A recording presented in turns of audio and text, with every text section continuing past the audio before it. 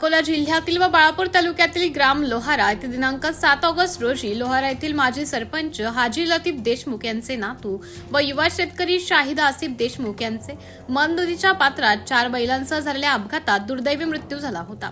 या पार्श्वभूमीवर वंचित बहुजन आघाडीच्या पदाधिकारी व कार्यकर्त्यांनी रविवारी दिनांक 9 ऑगस्ट रोजी लोहारा येथे जाऊन देशमुख कुटुंबियांची सांत्वनपर भेट घेतली। यावेळी अकोला जिल्हा अध्यक्ष प्रमोद देंडवे, माजी जिल्हा परिषद सदस्य संजूभाऊ बावणे, माजी जिल्हा परिषद सदस्यांचे पती सुभाषभाऊ शेगोकार, माजी जिल्हा सचिव बबलूभाऊ उर्फ प्रदीप शिरसाट, राजूभाऊ मोरे, तानाजी मोरे, संदेश मोरे, सहदेव भटकर, शहजाद भाई, संतोष मोरे, श्रवण मोरे आदी कार्यकर्ते उपस्थित होते। सर्व पदाधिकारी व कार्यकर्त्यांनी शाहिद आसिफ देशमुख यांना भावपूर्वक श्रद्धांजली अर्पण करत त्यांच्या कुटुंबियाच्या दुःखात सहभागी झाल्याची भावना व्यक्त केली। तथागत भगवान गौतम बुद्ध यांनी देशमुख कुटुंबियांना हे दुःख सहन करण्याची शक्ती द्यावी अशी प्रार्थना यावेळी करण्यात आली। यावेळी अकोला जिल्हाध्यक्ष प्रमोद देंडवे यांनी शहीद आसिफ देशमुख यांच्या निधनाबद्दल तीव्र दुःख व्यक्त करत देशमुख कुटुंबियांना धीर देण्याचा प्रयत्न केला।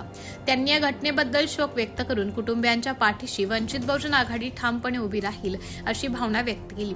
तसेच धरणाचा अचानक गेट सोडल्याने नदीची पातळी वाढल्याने आणि वाळू माफिया वाळू उत्खनन करण्यासाठी मोठे खड्डे केले होते, त्यामुळे युवा शेतकरी शाहिद आसिफ देशमुख यांचा नदीच्या पात्रात 4 बैलांसह झालेल्या अपघातात दुर्दैवी मृत्यू झाला। त्याच्यावर जबाबदार प्रशासन असल्याचा आरोप केला आहे। 2 दिवसाआधी लोहारा गावात नदीत एक युवक आणि 4 बैल यांचा मृत्यू झाला।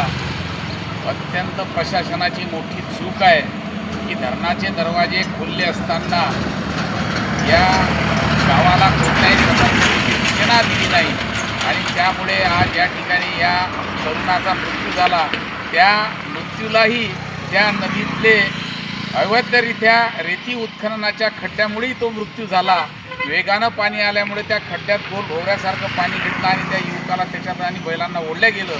आज या ठिकाणी प्रशासन व या विभागाचा आमदार या ठिकाणी पूर्ण निष्क्रिय आहे आणि या संपूर्ण घटनेला या विभागाचे आमदार नितीन देशमुख आणि या प्रशासन जबाबदार आहे आणि या कुटुंबाला आर्थिक सहाय्य किंवा पूर्णतः मदत नाही मिळाल्यास वंचित बहुजन आघाडी त्या कुटुंबाला न्याय देण्यापर्यंत लढावी। Subscribe now and press the bell icon. Never miss an update.